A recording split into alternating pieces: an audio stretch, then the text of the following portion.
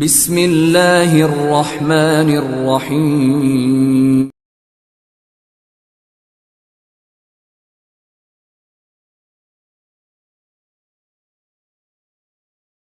السلام عليكم ورحمة الله وبركاته. يا أيها الناس اتقوا ربكم الذي خلقكم من نفس واحدة وخلق منها زوجها وبث منهما رجالا كثيرا ونساء واتقوا الله الذي تساءلون به والأرحام إن الله كان عليكم رقيبا. يا أيها الذين آمنوا قوا أنفسكم وأهلكم نارا وقودها الناس والحجارة عليها ملائكة غلال شداد لا يعصون الله ما أمرهم ويفعلون ما يؤمرون. பிறப்பிற்கும் இறப்பிற்கும் இடையில் உள்ளதுதான் வாழ்வு. அப்படிப்பட்ட அந்த வாழ்க்கையில் அல்லாஹ் ஏராளமான ஜீவராசிகளை படைத்து அதில் ஓரறிவுள்ள செடி மரம் அதையும், 2 அறிவுள்ள சிப்பி நத்தை அதையும், 3 அறிவுள்ள கரையான் எறும்பு அதையும், 4 அறிவுள்ள நண்டு தும்பி அதையும், 5 அறிவுள்ள பறவை விலங்கு அதையும், இன்னும் 6வது அறிவாக அல்லாஹ் மனிதனை சிறப்பித்து படைச்சிருக்கேன் அப்படின்னு சொல்கிறான். அப்போது அந்த மனிதனாகப்பட்டவன் இருக்கான்ல, அவன் எதற்காக இந்த உலகத்தில் பிறந்தான் அப்படின்னு கேட்டால் ஒவ்வொருத்தவங்களும் ஒவ்வொரு கருத்தை சொல்லக்கூடியவர்களாக இருக்கிறாங்க. அவங்க ஒவ்வொரு மனுஷங்ககிட்டயே போய் கேட்டால் அவங்க சொல்கிறாங்க, நான் என்னோட பெற்றோர்களுக்காக தான் பிறந்தேன் அப்படின்றாங்க. சில பேர் என்ன சொல்கிறாங்க அப்படின்னா, நான் என்னென்னா காதலுக்காக தான் பிறந்தேன் அப்படின்றாங்க. சில பேர் என்ன சொல்கிறாங்க அப்படின்னா, இந்த உலகத்தில் எனக்குன்னு ஒரு தனி அடையாளம் இருக்கணும், அதுக்காக தான் நான் நிறைய காசு சம்பாதிச்சு இந்த உலகத்தில் ரொம்ப எனக்குன்னு தனி அடையாளம் இருக்கணும், அதுக்காக தான் நான் பிறந்தேன் அப்படின்றாங்க. சில பேர் என்ன பண்ணுறாங்க அப்படின்னா, நான் என் தலைக்காகவும் தளபதிக்காகவும் தான் பிறந்தேன் அப்படின்னு சொல்லிட்டு முட்டாள்தனமாக சொல்லக்கூடியவர்களாக இருக்கிறாங்க. இன்னும் சில பேர் சொல்கிறாங்க என்ன அப்படின்னா, அல்லாஹ் தன்னுடைய திருமறையில் சொல்லும்போது ஒமா ஹலக்துல் ஜின்ன வல் இன்ஸ இல்லா லியஅபுதூன், மனிதர்களையும் ஜின்களையும் என்னை வணங்குவதற்காகவே தவிர வேறு எதற்காகவும் படைக்கவில்லை அப்படின்னு அல்லாஹ் சொல்கிறான். அப்போது அல்லாஹ் நம்ம இந்த மனிதனை எதற்காக படைச்சிருக்கான் அப்படின்னா, அவனை வணங்குவதற்கும் அவனுக்கு நன்றி செலுத்துவதற்காக தான். இன்னும் சில பேர் என்ன பண்றாங்க அப்படின்னா, ரசூலா என்ன தெரியுமா சொல்றாங்க, ஒருத்தவங்க இன்னொருத்தவங்களுக்கு சிரம் பண்ணுமாறு கட்டளையிடப்பட்டிருந்துச்சு அப்படின்னா, மனைவி கணவனுக்கு கட்டுப்படுமாறு சிரம் பண்ணுமாறு நான் கட்டளையிட்டிருப்பேன் அப்படின்னு ரசூலாவே சொல்லக்கூடியவர்களாக இருக்கிறாங்க. இன்னும் இந்த காலத்துல இந்த மாதிரி முட்டாள்தனமான விஷயத்தை நம்பக்கூடியவர்களாக இருக்கிறாங்க. இன்னும் என்ன அப்படின்னா, எதுவும் இல்லாத ஒரு நிலையில் உயிர்த்துளியை படைத்து அதை கருமுட்டையாக மாற்றி அதை சடைத்துண்டாக ஆக்கி மனிதன் என்னும் சிறந்த படைப்பை அல்லாஹ் படைச்சிருக்கான். அப்போது கண்ணு இருக்க இடத்துல வாயும், வாயிற்க இடத்துல கண்ணையும், கையிற்க இடத்துலையும் காலையும், கால் இருக்க இடத்துலையும் கையும் அல்லாஹ் அப்படி படைச்சிருந்தானா நம்ம உடல் உறுப்பு சொல்லுங்கள் எப்படி அசிங்கமாக இருக்கும். அப்போ மனிதனை எப்படின்னா இப்படி தான் இருக்கணும், கண் இங்கே தான் இருக்கணும், வாய் இங்கே தான் இருக்கணும், கை இங்கே தான் இருக்கணும், கால் இங்கே தான் இருக்கணும்னு சொல்லிட்டு நம்மளை எவ்வளோ அழகான தோற்றத்தில் அல்லாஹ் படைச்சிருக்கான். ஆனால் நம்மளோட இறைவனுக்கு நன்றி செலுத்துகிறோமா அப்படின்னு பார்த்தா அது ஒரு கேள்விக்குறியாக தான் இருக்குது. இன்னும் என்ன அப்படின்னா, அல்லாஹ் ஏதாவது ஒரு சோதனை கொடுத்துட்டா உடனே என்ன சொல்றாங்கன்னா, என்னால் தாங்க முடியல அப்படின்னு சொல்லிட்டு உடனே தற்கொலையின் பக்கம் தள்ளப்படுறாங்க. அல்லாஹ் ஏதாவது இதுக்கு எதுனா ஃபர்ஸ்ட் எக்ஸாம் எடுத்துக்கோங்க, எக்ஸாம்ல ஏதாவது ஃபெயில் ஆயிட்டாங்க அப்படின்னா உடனே தற்கொலையின் பக்கம் தள்ளப்படுறாங்க. சில பேர் என்ன பண்றாங்கன்னா, என் காதலை விட்டு போயிட்டான் அப்படின்றதுக்காக அதுக்கும் தற்கொலை பண்றாங்க. ஏதாவது ஒரு சின்ன கஷ்டம் அப்படின்னா உடனே என்ன பண்றாங்கன்னா, இது வாட்ஸ்அப்ல ஸ்டேட்டஸ் வைக்கிறாங்க, இன்ஸ்டாகிராம்ல ஸ்டோரி வைக்கிறாங்க. என்ன எப்படி தெரியுமா வைப்பாங்க, ஒரு மனசு ரொம்ப கஷ்டமாக இருக்குது அப்படின்னு சொல்லிட்டு பீச்சுக்கு போவாங்க. பீச்சுக்கு போயிட்டு ஒரு பிக்கில் இல்லை முன்னாடி இருக்காது, முன்னாடிலாம் பிக் எடுக்க மாட்டாங்க, பின்னாடி சைட் போஸ்ட் தான் சொல்லணும் இதுவானு சொல்லிட்டு சைட் போஸ்ட்டில் போய் நிற்பாங்க. நின்றுக்கிட்டு என்ன பண்ணுவாங்க அப்படின்னா, ஒரு பிக் எடுத்துட்டு கீழே பி அலோன் இல்லாட்டி லோன்லினஸ் அப்படின்னு வச்சுட்டு அதுக்கும் ஒரு பாட்டு வைப்பாங்க. என்ன அப்படின்னா, வலி என்றால் காதலில் வலிதான், வலிகளில் பெரிதான், அவனுக்கு பல்லு வலி வந்தால் தான் தெரியும் எந்த வலி பெருசாக இருக்குது. இன்னும் என்ன அப்படின்னா, அல்லாஹ் நம்மளுக்கு இந்த சின்ன சின்ன சோதனைகளுக்கே அவங்க இப்படி சொல்றாங்களே, அன்றைய காலத்தில் சஹாபாக்களுக்கு வராத சோதனையாக நம்மளுக்கு இங்கே இப்போ வந்திருக்கு என்று நம்ம ஒவ்வொருவரும் சிந்தித்து பார்க்கக்கூடியவர்களாக இருக்கணும். அப்போ அன்றைய காலத்தில் சஹாபாக்களுக்கு தொழுறதுக்கு இடம் இருக்காது, சுடு மண்ணில் அந்த பாலைவன மண்ணில் நின்று சஹாபாக்கள் தொழுதாங்க. தொழுறதுக்கு ஒழுங்கான இடம் இருக்காது, சாப்பிட்றதுக்கு ஒழுங்கான சாப்பாடு இருக்காது, உடுத்துறதுக்கு ஒழுங்கான ஆடை இருக்காது, எதுவுமே இருக்காது. அப்படி இருந்தும் அவங்களோட இறையச்சம் எப்படியாப்பட்டதாக இருக்குது நம்ம சிந்தித்து பார்க்கக்கூடியவர்களாக இருக்கணும்.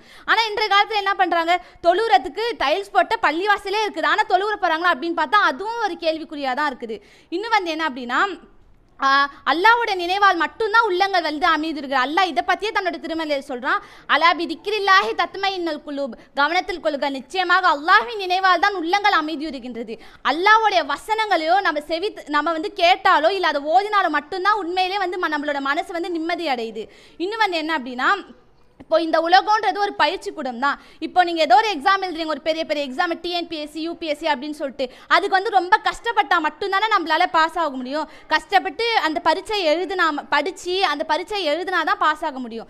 அதே மாதிரி எதுவுமே நோகாவ நொங்கு முறிக்கணும்னு சொல்லிட்டு கஷ்டப்பட்டு எதுவுமே கஷ்டப்பட மாட்டாங்க, படிக்க மாட்டாங்க, ஆனால் பாஸ் ஆகணும்னு மட்டும் நினைப்பாங்களா? அப்படி என்ன ஃபெயில் தானே ஆவாங்க. அதே மாதிரி தான் இந்த உலகமும். இந்த உலகத்தில் நம்ம கஷ்டப்பட்டால் மட்டும்தான் நாளை மறுமையில் வந்து நம்ம வந்து வெற்றி பெறக்கூடியவர்களாக இருப்போம். இன்னும் வந்து இந்த மார்க்கத்தை வந்து அல்லாஹ் வந்து குரான் மூலியமாக தெளிவுபடுத்தி விட்டான். எப்படி தெரியுமா?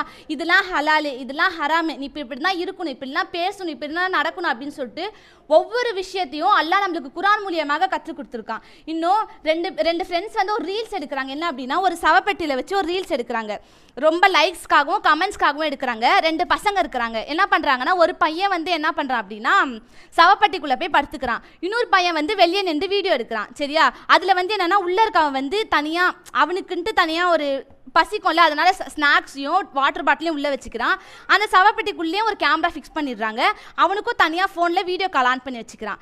அதுக்கப்புறம் என்ன ஆகுதுன்னா, அவன் வந்து உள்ளே அந்த சவப்பெட்டிக்குள்ளே படுத்ததுக்கப்புறம் வெளியே இருக்கான்ல அந்த ஃப்ரெண்டு, அவன் வந்து அந்த சவப்பெட்டியை மூடி ஆணி அடித்து என்ன பண்ணுறான் அப்படின்னா, அந்த உள்ள அவனை புதைச்சி மண்ணு போட்டு மூடிடுறான். அவன் மூச்சு விடுறதுக்காக ஒரு ஆக்சிஜன் பைப் மாதிரி என்னன்னா ஒரு ஹோல் மாதிரி வச்சு அதை வந்து வெளியே ஒரு மூச்சு விடுறதுக்காக ஒரு பைப் மட்டும் வச்சுக்கிறான். கொஞ்ச நேரத்தில் ரொம்ப அந்த மரண பயம் அவனுக்கு சுத்தமாக இல்லாமல் அந்த இடத்துல இருக்கிறான்னா, கொஞ்ச நேரம் நல்லா போயிட்டேன்ச்சு. இது வந்து வீடியோவில் லைவ் வேறு போட்டுட்டு இருக்கானுவோ. என்ன ஆச்சுன்னா, கொஞ்ச நேரம் நல்லா போயிட்டேன் சிரிச்சுக்கிட்டு ரொம்ப கிண்டல் பண்ணிட்டு ரொம்ப ஃபன் பண்ணுறோன்னு சொல்லிட்டு பண்ணிட்டு இருந்தாங்க. கொஞ்ச நேரத்தில் என்ன ஆகுது அப்படின்னா, அங்கே ரொம்ப அதிகமாக ரொம்ப மழை வந்துருச்சு. மழை வந்ததால் என்ன ஆகுதுன்னா, அந்த இடத்துல வெள்ளப்பெருக்கு ஏற்பட்டுருச்சு. ஏற்பட்டதுக்கப்புறம் அவன் வெளியே இருக்கான்ல ஃப்ரெண்டு, அவன் வந்து என்ன பண்ணுறான்னா, இவன் எப்படியாவது காப்பாற்றணும்னு நினச்சி மண்ணை தோன்றான். அவன் முடிஞ்ச அளவுக்கு தோன்றான். தோண்ட என்ன ஆகுது அப்படின்னா, ரொம்ப வந்து தண்ணி வந்து அந்த மண் அடிச்சுக்கிட்டே இருக்குது. உள்ளே இருக்கவன் வந்து கதறான். இது அப்படியே வந்து அந்த கேமரா உள்ளே செட் பண்ணி வச்சிருக்கான்ல, அது அப்படியே பதிவாயிட்டு இருக்கு. கடைசியில் என்ன ஆகுது, அவன் ஃப்ரெண்டால் காப்பாற்றவே முடியல. கடைசியில் அவன் வந்து மரணிச்சிடுறான். அப்போது இந்த உலகத்தில் இருக்க பசங்களுக்கு வந்து என்ன அப்படின்னா, மரணம் பயம்ன்றது ஒன்று இருக்கிறான்னு பார்த்தா அதுவும் ஒரு சிந்திக்கக்கூடியதாக தான் இருக்கணும். இன்னும் அந்த மரணம் இருக்குல்ல, அதை வந்து ரொம்ப எல்லாருமே சர்வ சாதாரணமாக நினைக்கக்கூடியவர்களாக இருக்கிறாங்க. இன்னும் வந்து என்ன அப்படின்னா, இன்னொருத்தவன் என்ன பண்ணுறான்னா, ஹரியானாவை சேர்ந்த ஒரு பையன் ரீல்ஸில் வந்து ரொம்ப பிரபலமாகணும், லைக்ஸ்க்காகவும் கமெண்ட்ஸ்க்காகவும் என்ன பண்ணுறான்னா, ட்ரெயினோட தண்டவாளம் இருக்குல்ல, அதில் போய் படுத்துக்கிட்டு என்ன பண்ணுறான்னா ரீல்ஸ் எடுக்கிறான். ட்ரெயின் வருது, கீழே தண்டவாளத்தில் போய் நல்லா குறுக்கிக்கிட்டு படுத்துருக்கான். அப்படி படுத்தா ஒன்றும் ஆகாதுல்ல, அதனால அந்த இடத்துல போய் படுத்துக்கிறான். ட்ரெயின் வருது. ட்ரெயின் வந்து போனதுக்கப்புறம் கத்திக்கிட்டு அந்த இடத்துல ஒரு நான் ஜெயிச்சிட்டேன் அப்படின்னு சொல்லிட்டு அந்த இடத்துல ரீல்ஸ் எடுக்கிறான். ரீல்ஸ் எடுத்து இதை என்ன பண்ணுறான்னா சோஷியல் மீடியாவில் அப்லோட் பண்ணக்கூடியவர்களாக இருக்கான். அப்போது மரணன்றது அவங்களுக்கு வந்து ரொம்ப விளையாட்டாக போச்சு. இன்னும் வந்து என்ன அப்படின்னா, இந்த உலகன்றது ஒரு ஜீனத், அதாவது அலங்காரம் மட்டும்தான். இப்போது சனிக்கிழமை வாசிகள் எடுத்துக்கோங்களேன்.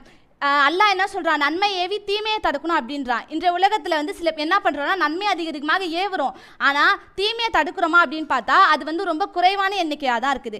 அப்போது இந்த இப்போ நம்மளுக்கு வந்து வெள்ளிக்கிழமை ஜும்மா வந்து எப்படி வந்து ஒரு ஸ்பெஷலான நாளோ, அதேமாதிரி சனிக்கிழமை வாசிகள் இருக்காங்களே, அவங்களுக்கு வந்து என்னென்னா அந்த சனிக்கிழமை ரொம்ப ஸ்பெஷலான நாள். அப்போ வந்து அல்லாஹ் அந்த இடத்துல அவங்களுக்கு வந்து சொல்கிறான், நீங்கள் வந்து இந்த நாளில் வந்து மீன் பிடிக்கக்கூடாது அப்படின்னு சொல்கிறான். அவங்க என்ன பண்ணுறாங்கன்னா எதுவுமே அப்புறம் என்ன பண்ணுறான், அந்த இடத்துல சொல்லிவிட்டு அல்லாஹ் வந்து ஒரு ட்விஸ்ட் வைக்கிறான். என்னன்னா, நீங்கள் வந்து மீன் பிடிக்க அந்த இடத்துல வந்து கடல் இருக்குமா, அந்த கடலில் வந்து என்னன்னா அந்த நேரம்னு பார்த்து இத்தனை நாளாக வராத மீன்கள் வந்து அந்த இடத்துல துள்ளி குடிச்சு விளையாடுன்னு இருந்துச்சு அந்த மீன்கள்லாம். அப்புறம் என்ன ஆகுதுன்னா, இதை பார்த்து அந்த 3 பிரிவினர் இருப்பாங்க, 3 பிரிவினர் இருக்கிறாங்க. அவங்க என்ன பண்ணுறாங்கன்னா, இத்தனை நாளாக இந்த மீன் வரலையே, இன்னைக்கு ரொம்ப மீன் இருக்குதே அப்படின்னு சொல்லிட்டு என்ன பண்ணுறாங்கன்னா, உடனே வந்து ஒரு பிரிவினர் என்ன பண்ணுறாங்கன்னா அந்த மீனை வந்து பிடிக்கிறதுக்கு போவாங்க, அல்லாஹ் சொன்ன வாக்குக்கு மீறி. இன்னொருத்தவங்க வந்து இன்னொரு பிரிவினர் என்ன பண்ணுறாங்க அப்படின்னா, அதை வந்து நமக்கு எதுக்கு வம்பா அப்படின்னு சொல்லிட்டு தடுக்காமல் அப்படியே உட்காந்துருக்காங்க. இன்னொரு பிரிவினர் என்ன பண்ணுறாங்க அப்படின்னா, இவங்க வந்து பிடிக்க போகிறாங்களே ஃபஸ்ட்டு பிரிவினர், அவங்கள வந்து தடுக்கிறதுக்காக போகிறாங்க. அப்போது இந்த தடுக்கிறதுக்காக உட்காந்துருக்காங்களே எனக்கு என்ன வம்பா அப்படின்னு சொல்லிட்டு அவங்களையும், இன்னும் வந்து அல்லாஹ் சொன்ன வாக்க மீறி மீன் பிடிக்க போகிறாங்களே அந்த 2 பிரிவினர்களையும் அல்லாஹ் வந்து பன்றிகளாகவும் குரங்குகளாகவும் மாற்றிட்டான். அப்போது இன்றைய காலத்தில் வந்து எப்படி இருக்கிறாங்க எல்லாம், கண்ணு முன்னாடி ஒரு தீமையை வந்து பார்க்குறாங்க, ஆனால் வந்து அந்த தீமையை வந்து தடுக்கிறாங்களா அப்படின்னு பார்த்தா அதுவும் ஒரு கேள்விக்குறியாக தான் இருக்குது. இப்போ வரதட்சணை நம்ம கண்ணு முன்னாடி வரதட்சணை கல்யாணம் வந்து நடக்குது. அவங்க வந்து நம்மளை வந்து இன்வைட் பண்ணுவாங்க கல்யாணத்துக்கு. அந்த இடத்துல இங்கே இந்தமாதிரிலாம் பண்ணாதீங்க அப்படின்னு நம்ம சொல்கிறோமா? இல்லை. என் உறவு என்ன பண்ணுறோம், நம்ம அவங்க சொல்லவும் மாட்டோம். என்ன பண்ணுவோம்னா அந்த தீமையில் நம்மளும் போய் பங்கெடுக்கக்கூடியவர்களாக தான் இருக்கணும். என்ன பண்ணுவாங்கன்னா உடனே வந்து நம்மளும் வந்து நம்ம உறவு வந்து இது கெட்டு போயிடுமே, இதனால உறவு அவங்க எனக்குன்னு ஒரு சொந்தக்காரங்க தானே, இதனால நம்ம வந்து விட்டுட்டு போயிடுவாங்களே அப்படின்னு சொல்லிட்டு உறவு முறிஞ்சிடுமே, அதுக்காக என்ன பண்ணுறாங்க அப்படின்னா உடனே வந்து போகக்கூடியவர்களாக இருக்காங்க அந்த கல்யாணத்துக்கும்.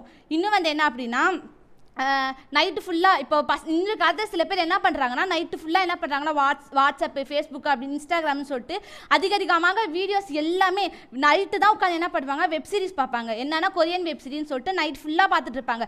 பார்த்துட்டு 2 மணி 3 மணிக்கு தான் தூங்குவாங்க. தூங்கிட்டு ஃபஜ்ர் தொழுகை எழுப்பிட்டா எனக்கு ரொம்ப தூக்கம் வருது அப்படின்னு சொல்லிட்டு போர்வை இழுத்து போத்தி தூங்கக்கூடியவர்களாக இருக்கிறாங்க.